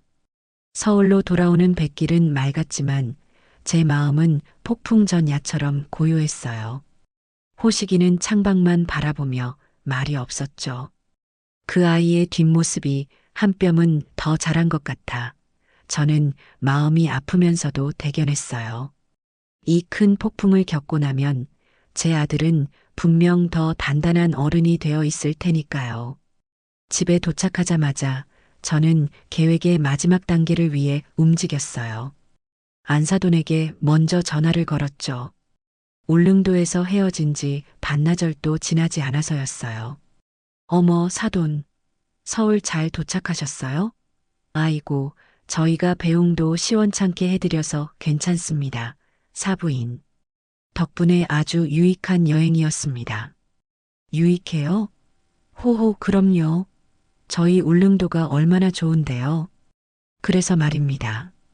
제가 울릉도에서 바깥사돈 사업 계획도 직접 들어보고 민지의 확고한 마음도 확인하고 나니 더는 이 결혼을 늦출 이유가 없다는 생각이 들더군요. 제 말에 수화기 너머의 안사돈이 숨을 멈추는 게 느껴졌어요. 사돈, 그 말씀은? 네. 결혼식은 예정대로 진행하되 우리가 약속했던 건들은 미리미리 처리해드리는 게 맞는 것 같아요. 특히 바깥사돈 사업 자금이 급하시다고 하니 제가 그걸 제일 먼저 해결해드려야죠. 어머, 어머머, 사돈, 진짜요? 그럼 그 1억 원은 물론이고 민지 앞으로 해주기로 한 아파트 증여 문제까지 이번 주 안에 전부 깨끗하게 마무리 짓죠. 사돈, 감사합니다. 아이고, 감사합니다. 제가 사돈 쪽으로 매일 절이라도 올리고 싶네요. 역시 통이 크셔. 안사돈은 거의 비명을 지르다시피 기뻐했어요. 그래서 말입니다. 이런 중요한 일은 우리가 만났던 그 변호사 사무실에서 서류를 완벽하게 꾸며서 진행해야겠죠. 내일 모레 오전 10시. 지난번 그 사무실로 세 분 모두 나와주실 수 있으시죠? 네. 내일 모레요? 그럼요. 당연히 가죠. 저희가 무슨 일이 있어도 달려가야죠. 이번에 오실 때는 아파트 증여에 필요하니 민지 인감도장이랑 신분증, 그리고 바깥사돈 사업자 등록증이랑 투자받을 통장 사본, 그런 서류들을 싹 챙겨오세요. 최 변호사가 목록을 문자로 보내드릴 겁니다. 네, 네, 알겠습니다. 아이고, 사돈. 정말 복 받으실 거예요. 전화를 끊자 옆에서 듣고 있던 호식이가 저를 걱정스러운 눈으로 바라봤어요. 엄마, 정말 그 사무실에서 그래. 이제 모든 증거는 다 모였다. 이제 남은 건 그들이 스스로 서명한 계약서대로 그들의 죄를 만천하에 드러내고 심판을 받게 하는 일만 남았어. 호시가, 너는 그날 엄마 옆에서 아무 말도 하지 말고 그저 지켜보기만 하면 된단다. 내가 나서면 감정이 앞서서 일을 그르칠 수 있어. 모든 건 엄마와 최 변호사가 알아서 할 테니. 네, 엄마. 엄마만 믿을게요. 그리고 약속한 그날이 밝았습니다. 저는 그날따라 평소에 아껴두었던 가장 기품 있는 회색 정장을 꺼내 입었어요. 호식이도 말끔하게 검은색 정장을 차려입었죠. 우리는 마치 중요한 사업 계약이라도 따내러 가는 전사처럼 비장한 표정으로 집을 나섰습니다. 최 변호사 사무실에 도착하니 최 변호사가 이미 모든 준비를 마친 채 저희를 기다리고 있었어요. 회장님, 아드님, 오셨습니까? 녹음 파일과 보고서는 전부 증거 자료로 변환해 두었습니다. 저쪽 스크린과 스피커로 바로 송출 가능합니다. 사무실 한쪽 벽면에는 평소에는 그림 액자에 가려져 있던 대형 TV 스크린이 모습을 드러내고 있었죠. 수고하셨어요, 최 변호사님. 오늘 아주 긴 하루가 될 겁니다. 정확히 10시가 되자 사무실 문이 요란하게 열리며 세 사람이 굴러 들어오다시피 했어요. 아이고, 사돈. 저희가 10분이나 일찍 왔네요. 호호. 안사돈은 그 며칠 사이에 또 어디서 구했는지 더 번쩍거리는 모피 코트를 입고 있었어요. 그녀의 얼굴은 탐욕과 흥분으로 번들거리고 있었죠. 민지는 이미 자기가 강남 사모님이라도 된 듯 아주 도도한 표정으로 핸드백을 고쳐매며 들어왔어요. 저를 보더니 어머님 일찍 오셨네요. 라며 가식적인 미소를 짓더군요. 바깥사돈은 1억 원이 든다는 생각에 평소의 무기력함은 온데간데 없고 눈을 반짝이며 최 실장이 있던 자리를 두리번거렸어요. 오늘은 현금 가방이 없으니 불안한 모양이었죠. 앉으시죠. 오늘 날씨가 참 좋네요. 제가 웃으며 말하자 안사돈이 냉큼 맞장구를 쳤어요. 그럼요, 사돈. 이렇게 좋은 날 우리 민지 인생이 활짝 피는 날이네요. 다 사돈 덕분이에요. 자, 그럼 본론으로 들어가죠. 최 변호사가 지난번처럼 차가운 목소리로 회의를 시작했어요. 오늘은 약속드린 대로 고영자 여사님께서 양민지 양에게 아파트를 증여하는 부동산 증여 계약서와 바깥다돈 양만철님의 사업에 1억 원을 투자하는 투자 약정서에 최종 서명 날인을 하는 날입니다. 최 변호사는 두툼한 서류 뭉치 2개를 테이블 위에 올려놓았어요. 안사돈과 민지는 그 서류에서 눈을 떼지 못했어요. 특히 민지는 부동산 증여 계약서라는 표지를 뚫어져라 쳐다보며 입술을 잘근잘근 깨물더군요. 얼마나 좋을까요? 30억짜리 아파트가 자기 것이 된다고 생각하니 이것이 증여 계약서입니다. 양민지 양, 이쪽으로 오셔서 내용을 확인하시고, 아이고, 변호사님, 뭘 확인해요? 다 알아서 잘 써주셨겠죠? 안사돈이 민지를 대신해 대답하며 펜을 집어들려고 했어요. 잠깐만요, 사부인. 제가 그 손을 조용히 막아 세웠어요. 네, 사돈? 안사돈의 얼굴에 순간 당혹감이 스쳤죠. 혹시 이 노인네가 마음이 변했나? 하는 표정이었어요. 저는 그들의 불안한 시선을 즐기며 천천히 입을 열었어요. 이렇게 좋은 날, 이렇게 모든 일이 술술 풀리는 날 그냥 서류에 도장만 찍고 헤어지기엔 너무 아쉽지 않나요? 그게 무슨 제가 2분, 아니 3분을 위해 작은 선물을 하나 준비했습니다. 우리 민지와 호식이의 결혼을 축하하는 의미에서요. 저는 제 가방에서 리모컨을 하나 꺼내 들었어요.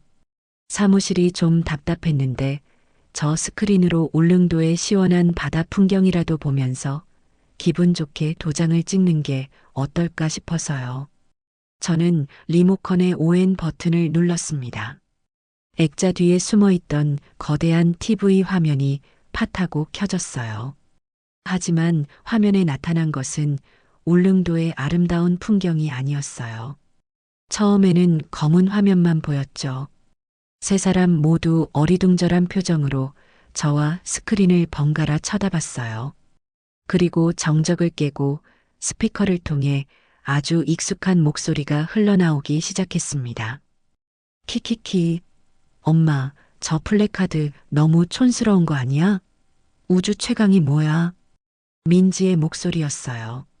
그 순간 민지의 얼굴이 하얗게 굳어버렸죠. 이게 뭐? 시끄러.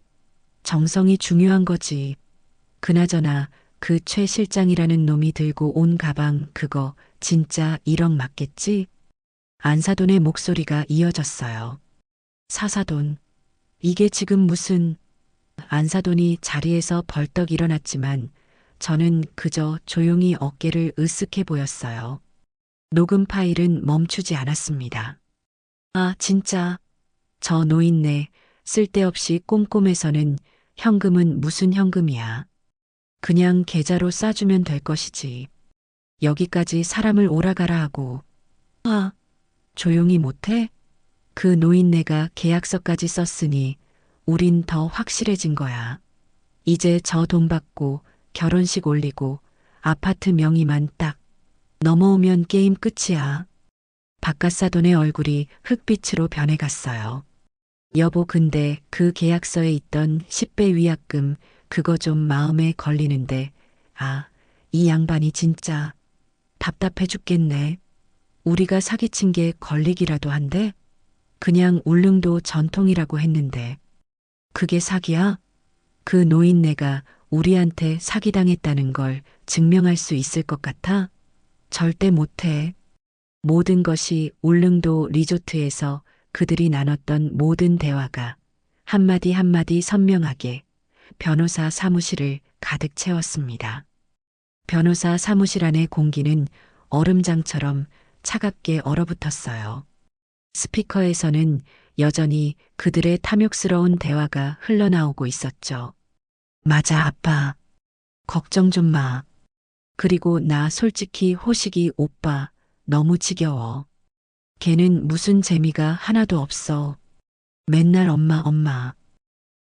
지긋지긋해. 그냥 저 노인네 건물만 보고 참는 거지. 민지는 이제 새하얗던 얼굴이 새빨갛게 달아올라 온몸을 사시나무 떨듯 떨고 있었어요. 아, 의미 없는 소리만 내뱉고 있었죠. 그래, 우리 딸. 조금만 참아. 그 강남 아파트 명의만 받아오면 바로 이혼 사유 만들면 돼. 성격 차이라고 하면 그만이지.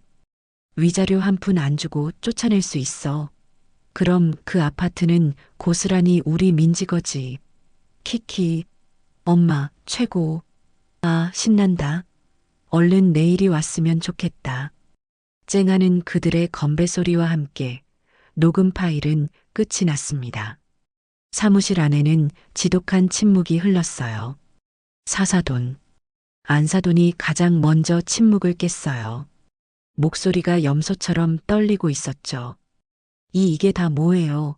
이게 조작이죠? 그렇죠? 사돈이 우리 시험하려고 일부러 이런 거 만드신 거죠? 저는 리모컨을 조용히 테이블 위에 내려놓았어요. 조작이요, 사부인? 저는 웃음도 나오지 않았어요. 그렇게 믿고 싶으시겠죠. 하지만 저건 사부인과 민지가 그토록 바라던 명예의 실체입니다. 사부인 댁에 민낯이죠. 아니야. 이건 거짓말이야. 당신들이 우리 함정에 빠뜨린 거야. 민지가 갑자기 날카롭게 소리를 질렀어요.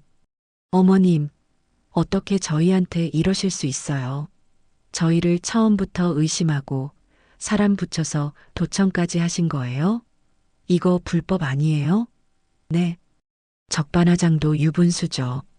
그때 최 변호사가 차갑게 입을 열었습니다. 양민지 양 불법 도청이 아닙니다. 뭐라고요? 제 의뢰인 고영자 여사님의 스위트룸에서 의뢰인의 동의하에 벽을 투과한 소음을 녹취한 것뿐입니다. 그 소음이 마침 당신들의 목소리였던 것뿐이죠. 법적으로 아무 문제 없습니다. 그런 게 어디 있어. 그리고 저는 제 가방에서 또 하나의 두꺼운 서류철을 꺼냈어요. 박 사장이 가져다 준 바로 그 보고서였죠.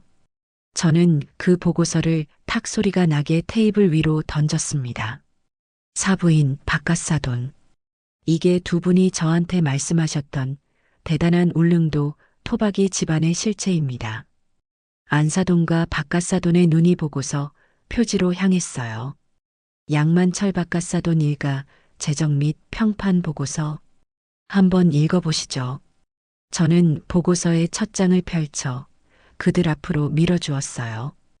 박갓사돈 양만철 총 채무액 12억 3천만 원. 맞습니까? 허? 박갓사돈이 뒤로 낮아빠질 듯이 의자에 몸을 기댔어요. 울릉도 현지 평판 허풍쟁이, 빚쟁이, 신용불량자. 이게 사부인이 말씀하시던 명예라는 것의 정체였군요. 사돈. 아니에요. 그건 오해 안사돈이 변명하려 했지만 저는 다음 장을 넘겼어요. 그리고 딸은 고향에서 결혼하는 전통이요? 저는 보고서에 첨부된 현지 주민들의 증언 부분을 손가락으로 가리켰어요. 그런 전통은 듣도 보도 못했다. 그 집 딸이 서울 가서 돈 많은 남자 하나 물었다고 동네방네 자랑하더니 그게 사기치려는 수작이었구먼. 사부인. 이래도 이게 전통입니까? 아니면 12억 빚을 갚기 위한 연극이었습니까? 모든 것이 드러났어요.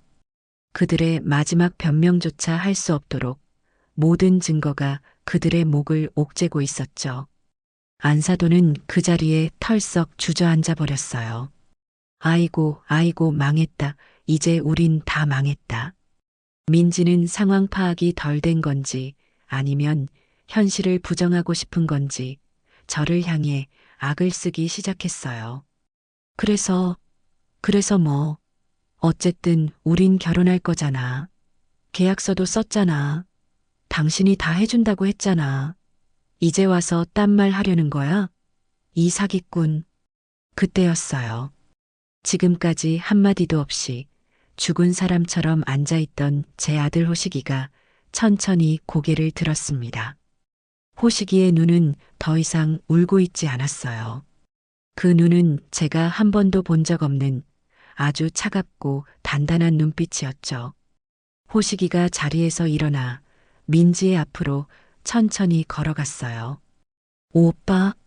민지가 그 기세에 눌려 뒷걸음질 쳤어요. 민지 씨. 호식이가 입을 열었어요. 당신이 나한테 그랬죠. 내가 능력이 없다고. 비전이 없다고. 그건 화가 나서 아니요. 당신 말이 맞았어요. 호식이가 민지를 똑바로 쳐다보며 말했어요. 내 비전은 아주 흐릿했어요. 당신이라는 안개에 가려져서 아무것도 제대로 보지 못했으니까. 당신이 나한테 말했던 그 사랑이라는 게 결국 이거였군요. 내 어머니가 가진 건물, 내 어머니가 가진 돈, 그게 당신이 사랑했던 전부였어요. 아니야. 호식이 오빠, 나 오빠 사랑해. 정말이야. 이건 다 엄마가 시켜서 민지가 안사돈에게 책임을 떠넘기려 했어요. 닥쳐. 안사돈이 바닥에 주저앉은 채로 민지에게 소리를 질렀어요. 이게 다 너가 호식이 걔한테 미쳐서 시작된 일이잖아.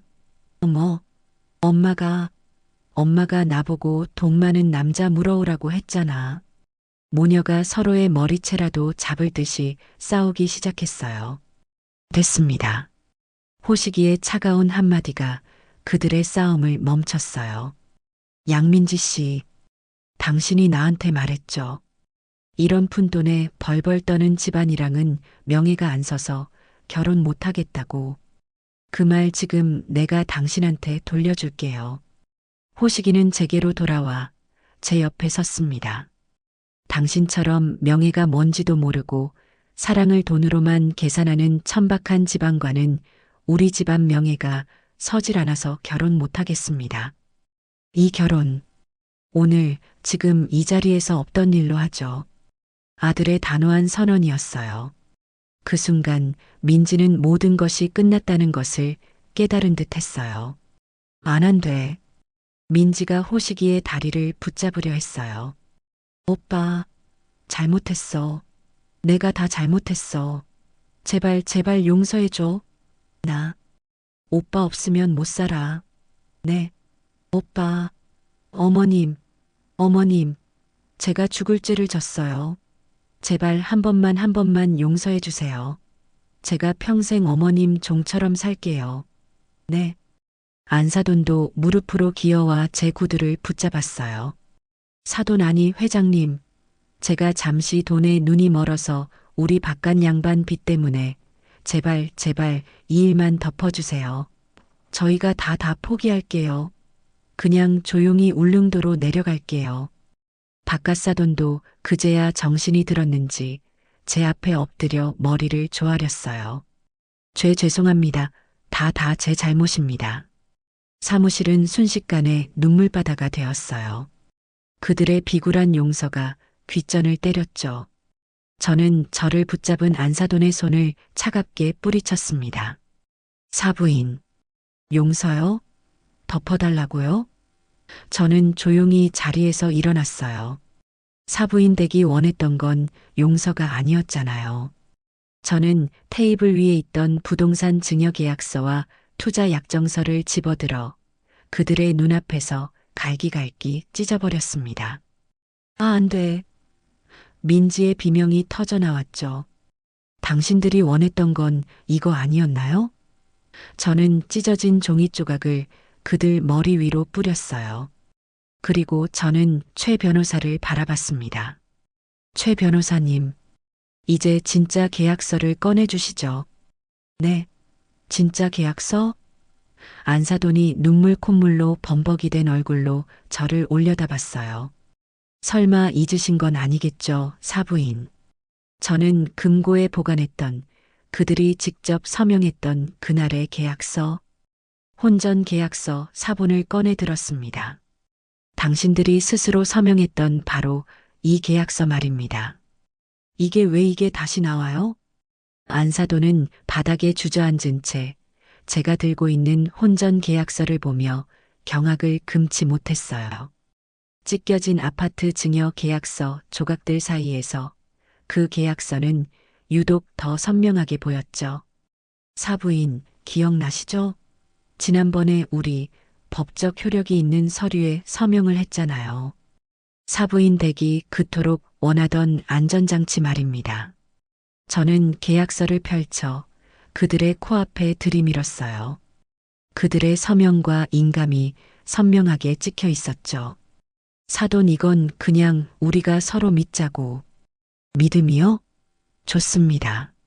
그럼 그 믿음을 바탕으로 이 계약서에 적힌 대로 이행을 해야죠.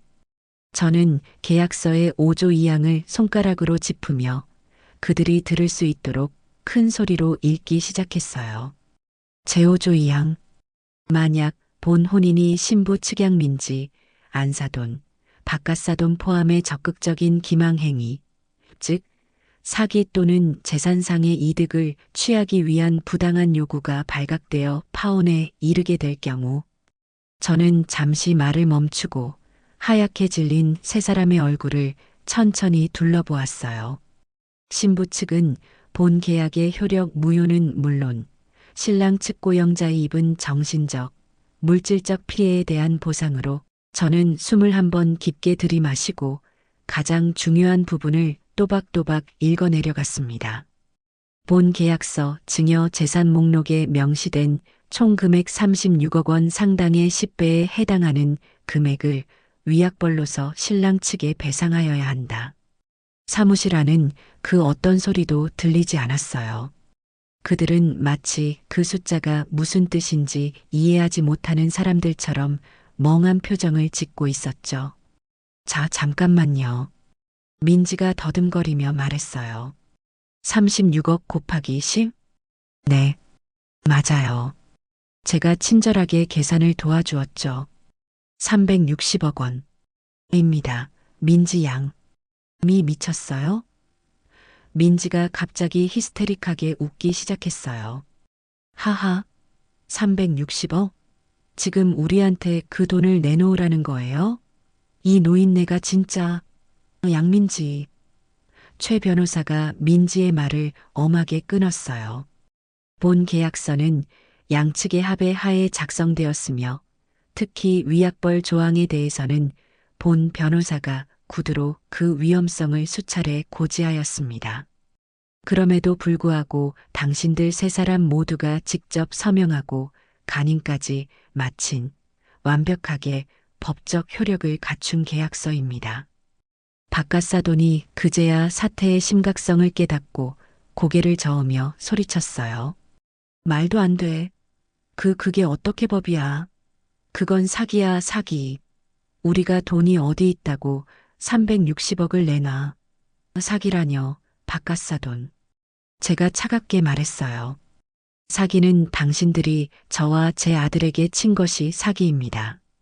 저는 그저 당신들이 스스로 판 무덤에 당신들 이름이 적힌 비석을 세워준 것뿐이에요. 못 내. 아니, 못 줘. 배째. 우리 돈 없어. 10원 한 장도 못 줘. 안사돈이 갑자기 태도를 바꾸어 바닥에 드러누워 발버둥 치기 시작했어요. 아이고, 사람 살려. 이 노인네가 우리 집안 다 죽이네. 사기 결혼으로 우리 딸 인생 망치고 돈까지 뜯어내네. 참으로 가관이었죠. 저는 더 이상 그들의 추태를 봐줄 생각이 없었어요. 최 변호사님, 네, 회장님. 지금 당장 본 계약서와 오늘 확보한 증거 자료 녹음 파일, 보고서를 첨부하여 저들 세 사람을 상대로 위약벌 청구 조송을 진행해 주십시오. 단 한 푼도 깎아줄 생각 없습니다. 법대로, 원칙대로 모든 것을 집행해 주시기 바랍니다. 알겠습니다, 회장님. 즉시 집행하겠습니다. 최 변호사의 말에 안사돈의 발버둥이 뚝 멎었어요. 소소송? 진짜로 소송을 하겠다고요?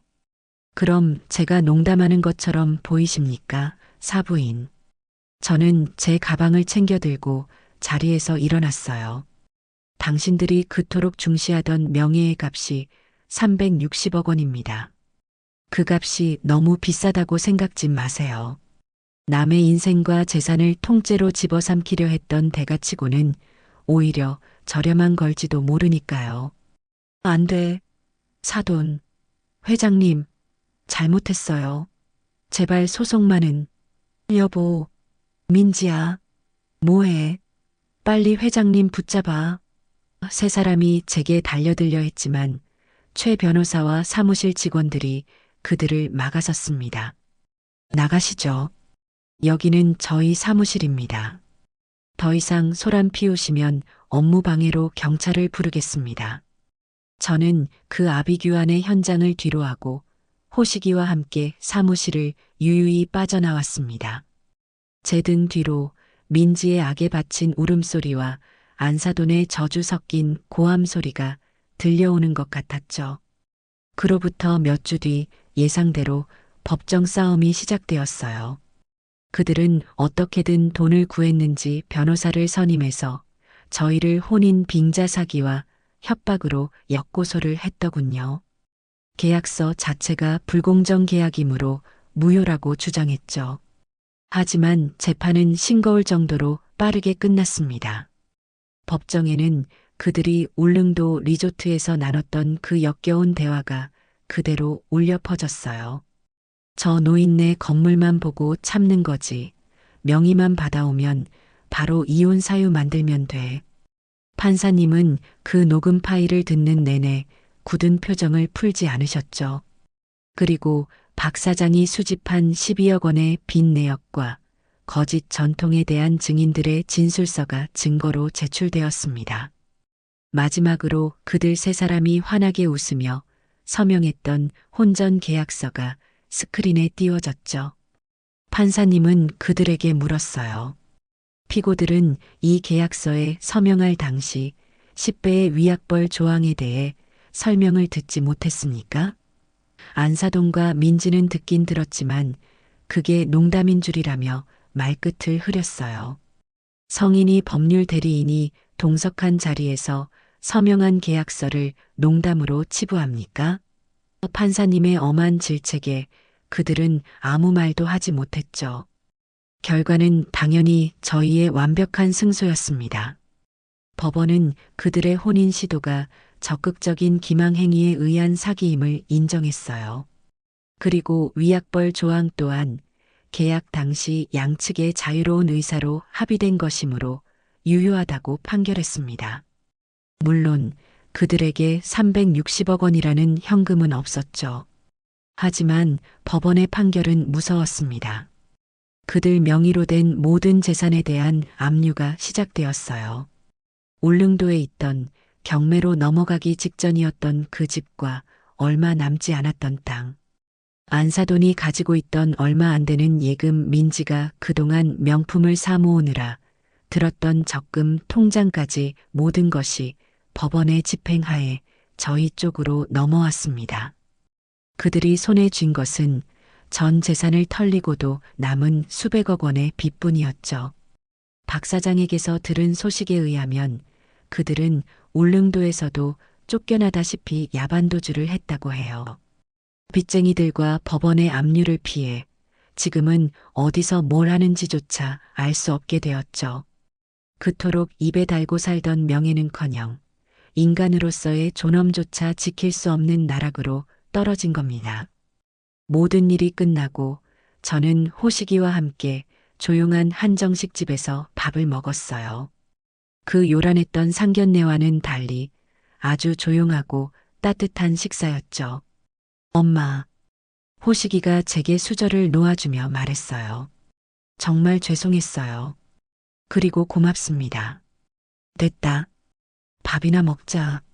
아들, 저 이제 정말 알 것 같아요. 엄마가 왜 그렇게 명예라는 말을 싫어하셨는지. 저는 웃으며 아들의 밥그릇 위에 반찬을 올려주었어요.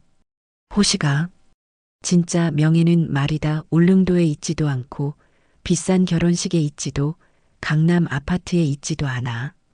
그건 그냥 매일매일 성실하게 내 밥벌이하고 내 가족 속이지 않고 내 양심에 부끄럽지 않게 사는 거. 거기에 있는 거란다. 제 아들은 그날 밥을 2그릇이나 비웠어요. 아들의 얼굴은 사랑을 잃은 슬픈 얼굴이 아니라 큰 병을 이겨내고 다시 일어선 사람처럼 아주 건강하고 씩씩해 보였습니다. 저와 제 아들은 그렇게 아주 비싼 전통의 대가를 치르고 진짜 평화를 되찾게 되었답니다. 정말 속이 다 시원한 마무리였죠.